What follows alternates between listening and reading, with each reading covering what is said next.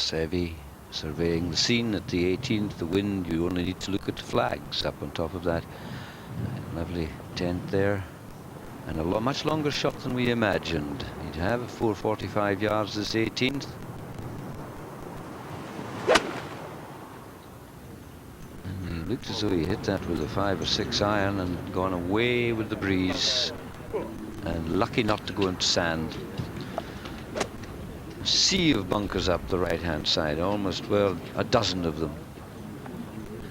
He drove safely up the left where there's only one bunker.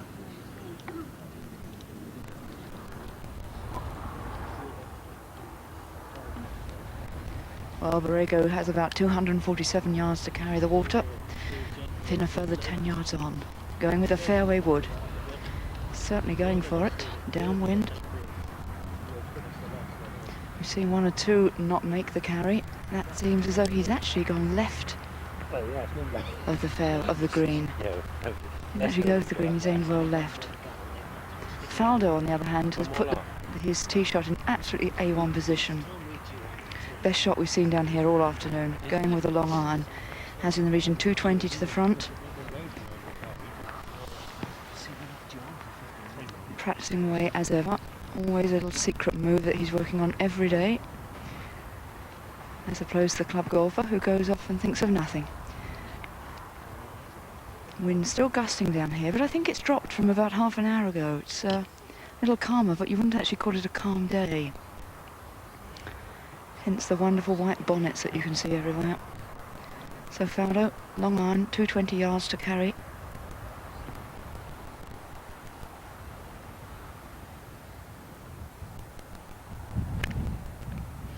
Well, I don't know if he actually caught that cleanly.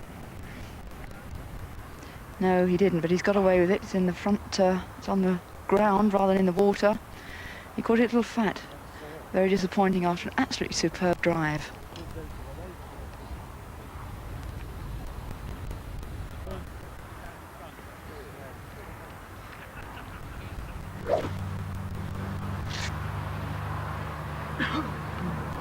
Back on the tee, David Ferretti. Waiting for them to move out just a little. If you look there, you know it's an elevated tee and you drive down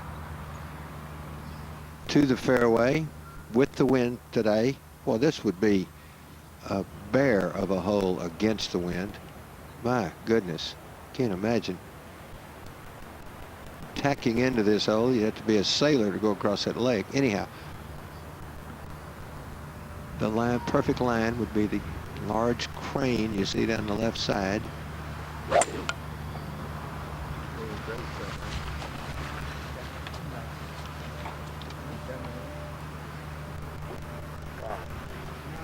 Well, it's in the fairway. Right side, though. Left side is more desirable because it does shorten that up. Now you've got a decision to make, David. We'll see shortly what you decide. Howard Clark now. I thought he was going to be a world beater at one time. Won a lot of tournaments in the 80s. He's won 12 times on the European Tour. 2 under today.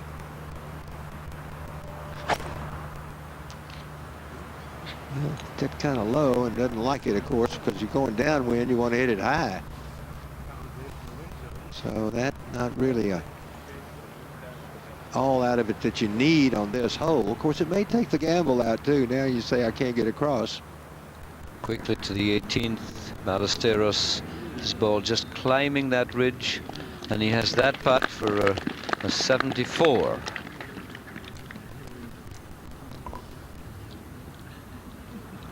One under par coming home so far, and he has to hold that putt to stay that way.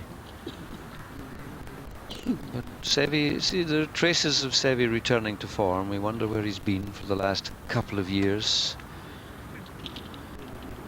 Ryder Cup captain. If he gets his form back, I'm pretty sure he'll be a playing captain.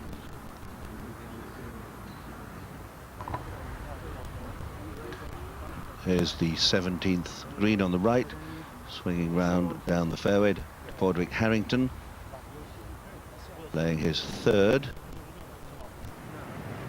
Not a very big target, though the wind is sort of across, and it's tricky to judge the distance. Always is over water. Always looks closer than it is.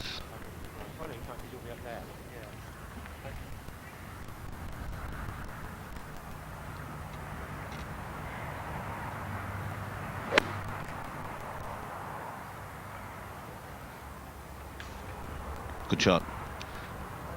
Right into the heart of the green. Some big hollows on this green. And that's a sort of 8-ish iron, that sort of thing. And still a chance for a birdie. See how the green goes up behind the flag there. The other fairway coming in from the left.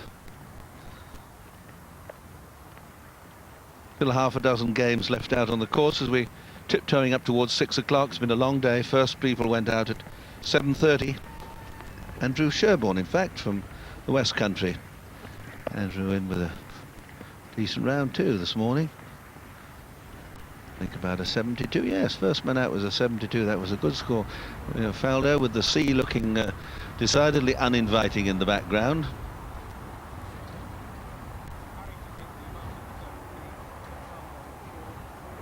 He's down below.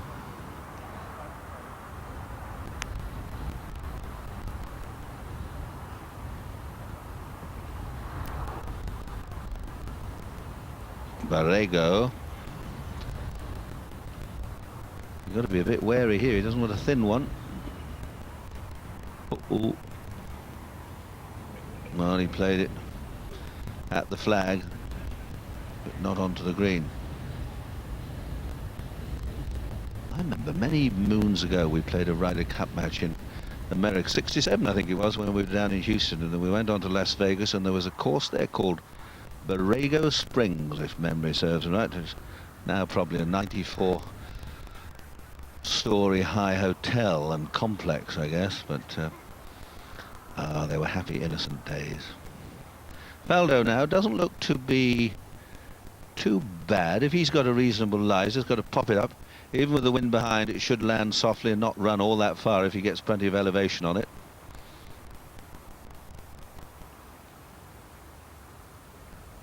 A little bump over the top and beautifully judged to the hole side. Really has an exquisite touch around the greens, bunkers, chipping.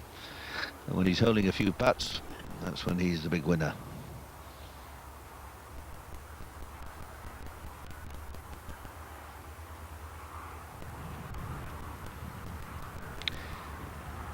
He's in a frisky mood. I wonder what he's up to then. He's in a frisky mood. A half smile playing round his generous lips. And they both look happy too. Only one more hole, Fanny, and then we'll go, kid. What a good pair they've been. To the 18th. Seve struggling for a par. He's had a sort of a winter layoff. He's had, in fact, he's only played in 4 events in the European Tour this year. He's missed the cut in 2 of them. Played in the US Masters, made the cut there.